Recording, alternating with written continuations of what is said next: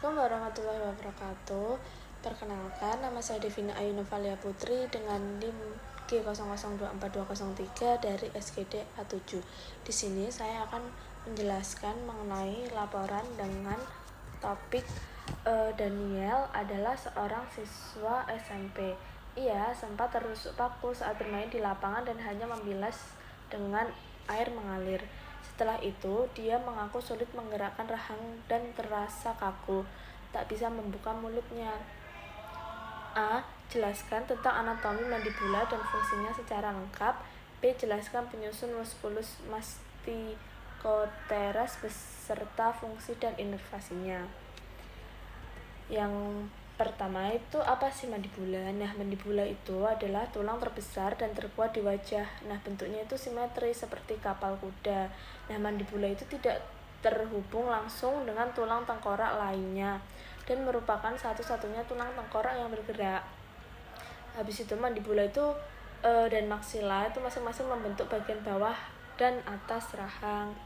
Di situ ada fungsi mandibula. Nah, fungsi mandibula itu tuh untuk mengunyah atau menggigit makanan, memiliki fungsi struktural dan pelindung yang penting, melindungi struktur penting di wajah dan leher termasuk saluran nafas bagian atas dan arteri karotis.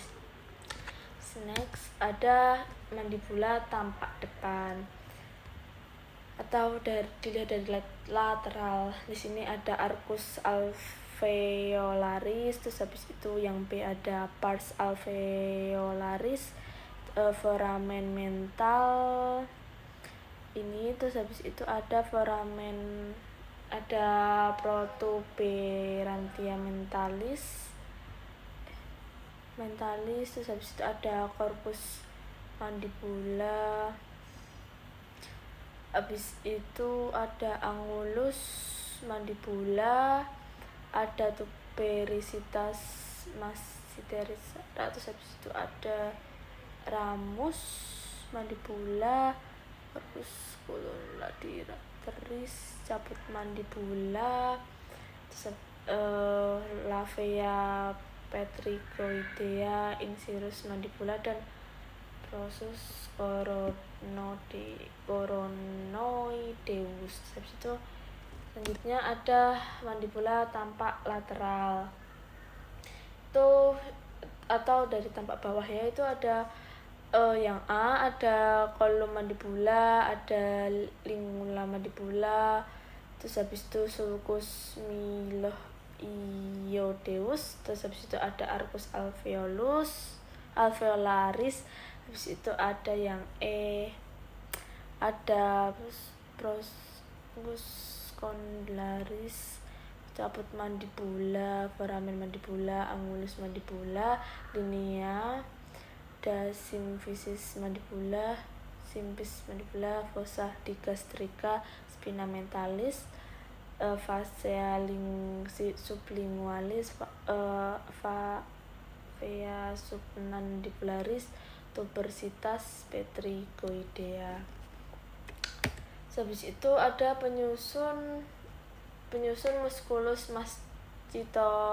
masticatores beserta fungsi dan inervasinya. Yang pertama itu ada musculus temporalis. Nah, ini ya, itu tuh ototnya itu berbentuk kipas. Ini mengisi fossa temporal dan serabut anterior berorientasi vertikal, terus habis itu serabut tengah berorientasi miring, dan serabut posterior lebih berorientasi horizontal. Fungsinya itu tuh otot temporalis itu memainkan peran utama dalam pengunyahan, terus habis itu menjaga oklusi atau keselarasan gigi atas dan bawah tepat pada saat rahang tertutup. Terus habis itu berperan dalam ekspresi wajah tertentu. Inervasinya itu ada cabang temporal dari nervus mandibularis. Terus itu ada musculus masseter yang B di sini. Itu otot ini tuh merupakan otot quadrangular superficial yang kuat yang berasal dari lengkung zigomatik dan masuk ke sepanjang sudut dan permukaan lateral ramus mandibula. Habis itu fungsinya itu untuk mengangkat tulang rahang, menyatukan gigi seperti dalam gerakan mengunyah. Otot ini tuh juga bekerja dalam otot temporalis, otot petricoid lateral, dan otot medial untuk menjalankan fungsi. Inervasinya itu bagian superficial, itu ada cabang mesester dari nervus mandibularis. Next ada musculus petrigoid medial. Nah, itu tuh otot persegi panjang, terus tebal dengan kepala superficial dan kepala dalam. Kepala dalam petrigoid medial lebih besar daripada kepala superficial. Ini petrigoid medial, ini medial, ini yang lateral. Terus habis itu fungsinya itu untuk membantu mengangkat dan menonjolkan mandibula. Otot ini tuh juga membantu otot petrigoid lateral dengan gerakan mandibula dari sisi ke sisi untuk menggiling makanan. Inervasinya itu ada cabang medial petrigoid dari nervus mandibularis. Sekian presentasi dari saya. Mohon maaf apabila ada salah kata dan salah pengucapan. Assalamualaikum warahmatullahi wabarakatuh. Perkenalkan, nama saya Devin Ayu Novalia Putri dengan NIM G0024203. Di sini saya akan menjelaskan mengenai laporan, yaitu ada seorang merasa lemas dengan tangan, tepatnya di gigi 1-3 tidak dapat berkontraksi saat jari ditegakkan untuk menggenggam. A. Jelaskan inervasi pada muskulus di regio antebrachii dan manus. Dan yang B itu jelaskan anatomi pada muskulus regio antebrachii beserta kinesiologinya. Yang pertama, ada inervasi pada muskulus di regio antebrachii, yaitu ada muskulus pronator teres, itu lokasinya di anterior proximal, di inervasinya itu di nervus medianus, fungsinya itu sebagai pronasi dan tekuk lengan bawah. Habis itu ada musculus flexor carpi radialis, itu lokasinya di anterior, inervasinya di nervus medianus dan fungsinya itu sebagai fleksi pergelangan tangan. Setelahnya ada musculus palmaris longus di anterior, lokasinya dan inervasinya itu di nervus medianus, fungsinya itu sebagai fleksi pergelangan tangan. Habis itu ada musculus flexor carpi ulnaris, itu lokasinya di ulna posterior, inervasinya itu nervus ulnaris. Habis itu fungsinya itu fleksi pergelangan tangan dan deviasi ulnaris. Setelahnya ada musculus flexor digitorum profundus, itu lokasinya di anterior, inervasinya itu ada di nervus medianus dan nervus ulnaris. Fungsinya itu sebagai fleksi jari dan pergelangan tangan. Setelahnya ada musculus flexor pollicis longus, itu lokasinya ada di anterior, diinervasi oleh medianus. Terus habis itu fungsinya itu fleksi ibu jari. Dan terakhir ada musculus pronator quadratus, itu lokasinya di distal antebrachii, inervasi oleh nervus medianus dan fungsinya itu pronasi lengan bawah. Di situ ada inervasi musculus di regio manus. Yang pertama ada musculus ineresidoralis, itu lokasinya di dorsal, inervasinya nervus ulnaris, fungsinya itu abduksi jari. Habis itu ada musculus lumbrisal, itu lokasinya di parmal, inervasinya di nervus medianus, nervus ulnaris. Habis itu fungsinya fleksi metacarpal joint. Situ ada musculus inerosei palmaris, itu lokasinya di palmar, inervasinya itu nervus ulnaris, fungsinya itu abduksi jari. Setelahnya ada musculus abductor pollicis brevis, itu lokasinya di tenar, inervasinya itu di nervus medianus dan fungsinya itu sebagai abduksi ibu jari. Setelahnya ada musculus flexor pollicis brevis, itu lokasinya di tenar, inervasinya itu di nervus medianus dan nervus ulnaris, itu sebagai fleksi ibu jari. Terus habis itu ada musculus opponens pollicis, itu lokasinya di tenar, diinervasi oleh nervus medianus dan fungsinya itu posisi ibu jari. Setelahnya ada musculus abductor pollicis, lokasinya di abductor pollicis, diinervasi oleh nervus ulnaris dan fungsinya itu sebagai abduksi ibu jari. Habis itu ada musculus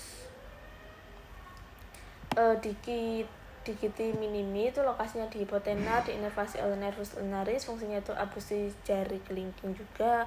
Habis itu ada musculus flexor digiti minimi brevis, lokasinya di hipotenar, inervasinya nervus ulnaris, fungsinya itu fleksi jari kelingking.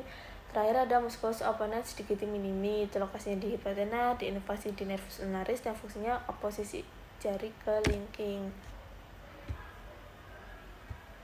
Setelahnya jelaskan anatomi pada musculus regio antebrachium beserta kinesiologinya. Yang pertama itu bagian ventral, itu yang A, itu ada lamina superficialis. Yang pertama itu adalah musculus pronator teres, musculus flexor carpi radialis, terus habis itu musculus palmaris panjang, musculus flexor carpi ulnaris, dan musculus flexor digitorum superficialis. Origonya itu epicondylus medialis humeris, terus habis itu diinervasinya itu nervus medianus, kecuali musculus flexor carpi ulnaris oleh nervus ulnaris. Terus habis itu ada lamina profunda, itu ada 3. Yang pertama ada musculus flexor digitorum profundus, terus habis itu musculus flexor pollicis longus, ketiga ada musculus pronator quadratus, habis itu inervasinya itu nervus interosseus anterior, habis itu cabangnya dari nervus medianus dan nervus ulnaris. Untuk bagian ulnaris, musculus flexor digitorum profundus.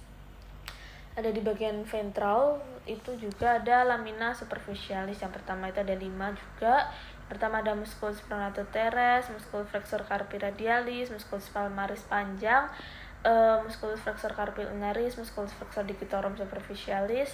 Habis itu ada origonya itu ada epicondylus medialis humeris, inervasi itu nervus medianus, kecuali musculus flexor carpi ulnaris oleh nervus ulnaris. Ada lamina profunda juga, ada 3, musculus flexor digitorum profundus, musculus flexor pollicis longus, dan musculus pronator quadratus. Inervasinya itu nervus nereus anterior, cabang dari nervus medianus dan nervus ulnaris. Untuk bagian ulnar, musculus flexor digitorum profundus. Yang di bagian dorsal ada lamina superficialis dan lamina profunda juga. Kalau lamina superficialis itu originnya itu epicondylus lateris humeris dan inervasinya itu nervus radialis. Kalau lamina profunda itu ada nervus radialis.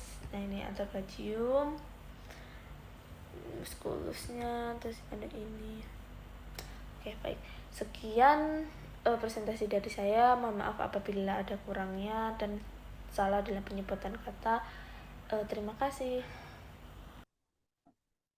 Assalamualaikum warahmatullahi wabarakatuh. Perkenalkan, nama saya Devina Ayuna Valia Putri dengan NIM J002423 dari SPD 7. Di sini saya akan menjelaskan mengenai laporan. Ada seorang pria, umurnya itu 33 tahun, mengalami cedera lutut saat bermain futsal. Ia merasakan bunyi krek pada lututnya terasa tidak stabil. Setelah kejadian, lututnya itu membengkak dan sulit digerakkan. Yang A, jelaskan anatomi penyusun artikulasio genu yang lengkap. Yang B, jelaskan ligamentum yang memperkuat artikulatio genu. Dan C, jelaskan anatomi os femur. Yang pertama, bagian-bagian utama dari artikulatio genu adalah tulang ligamentum, terus tendon, cartilago, dan kapsula sendi yang terbentuk dari kolagen. Yang pertama, itu ada tulang atau os. Yang pertama itu ada femur. Nah, tulang paling panjang dan keras pada tubuh. Nah, femur itu bersendi dengan acetabulum membentuk artikulasio oxae pada bagian atas dan membentuk artikulasio genu dengan bersendi dengan os tibia dan os patella. Setelahnya itu ada tibia. Nah, tibia itu tulang panjang medial dan besar pada ekstremitas bawah yang menghubungkan sendi lutut dan pergelangan kaki. Tulang ini dianggap sebagai tulang terbesar kedua di tubuh dan berperan penting dalam menahan beban. Yang ketiga itu ada patella. Nah, patella itu tulang sesamoid terbesar di tubuh manusia juga. Itu terletak di anterior sendi lutut di dalam tendon otot quadriceps femoris. Selanjutnya ada cartilago. Nah, Cartilago itu ada Cartilago hyalin, itu tuh jenis tulang rawan yang paling banyak terdapat di dalam tubuh manusia. Terus dia memiliki matriks yang mengandung serat kolagen yang rapat sehingga kuat tetapi itu sedikit fleksibel. Habis itu ada meniscus itu tulang lunak cartilago pada sendi lutut yang berbentuk C yang berfungsi sebagai bantalan untuk meredam guncangan. Setelahnya ada tendon. Nah, tendon itu ada dua. Yang pertama ada tendon patella. Tendon patella itu menghubungkan bagian bawah tempurung lutut atau patella ke bagian atas tulang kering atau tibia. Nah, ketika suatu struktur menghubungkan satu tulang ke tulang lainnya, itu adalah ligamen. Setelahnya ada tendon hamstring. Nah, itu dia terletak di bagian belakang paha, mulai dari pinggul dan masuk ke lutut. Tendon hamstring itu hubungannya itu ke tulang panggul, lutut, dan tungkai bawah. Muskulus yang pertama itu ada fleksi lutut. Nah, fleksi lutut itu terdiri dari tiga muskulus. Yang pertama ada muskulus biceps femoris, muskulus semimembranaus, dan muskulus semitendinosus. Kelompok ini tuh biasanya disebut otot hamstring, sedangkan otot yang berfungsi sebagai penggerak sinergi lutut adalah politeus. Nah, politeus itu musculus arteriosus dan musculus gastrocnemius ya. Yang B itu ada ekstensi lutut. Nah, itu ada 4 musculus. Yang pertama musculus rector femoris, musculus vastus lateralis, musculus vastus medialis, musculus intermedius. Ya, yang mereka itu secara menyeluruh disebut juga otot quadriceps. Sedangkan otot yang berfungsi sebagai sinergi ekstensi lutut adalah tensor fasciata. Ini ada musculus tensor fasciate, terus habis itu musculus rector femoris, musculus factor lateralis di sini, musculus vastus medialis, musculus sartorius, musculus gracilis, musculus adductor longus, musculus pectineus, musculus iliopsoas. Ada yang kedua itu ada ligamentum. Nah, ligamentum itu ada banyak. Pertama ada ligamentum konteral medial, itu tuh terletak di bagian dalam dari lutut. Nah, ligamen ini tuh berfungsi untuk menghubungkan tulang dan memberi stabilitas dan kekuatan pada sendi. Ligamentum ini menghubungkan bagian atas tibia atau tulang kering ke bagian bawah tulang paha atau tulang femur. Terus yang kedua ada ligamentum lateral itu tuh pita seperti tali dan bertindak sebagai penstabil varus utama lutut.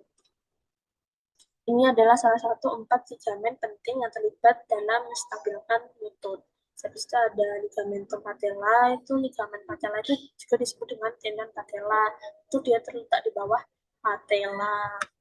Habis itu ada ligamentum cruciatum anterior, itu tuh berasal dari eminatia intercondylar menyilang ke atas dan ke belakang melekat pada condylus lateral femoris. Habis ada ligamentum cruciatum posterior, itu juga berasal dari fascia lateralis condylus media femoris menuju fossa intercondyloidea tibia bagian anterior. Habis itu ada ligamentum transversum genu, itu ligamentum yang menghubungkan permukaan depan kedua meniskus. Habis itu ini ada gambar ya, ini tuh tampak femur, os femur itu tampak vertebral, itu ada kolum femoris, habis itu ada fossa corpus femoris itu di sini itu berbolong, habis itu epicondylus lateralis itu di sini, terus habis itu yang ini tuh ada tampak dorsal, ada lobulum lateral, labiomedial itu menjadi ini, terus habis itu ada fasies, ada fossa, bergulung, ini caput femoris, kolum femoris, ininya sekian yang bisa saya jelaskan. Mohon maaf apabila ada salah kata atau salah penyebutan. Terima kasih.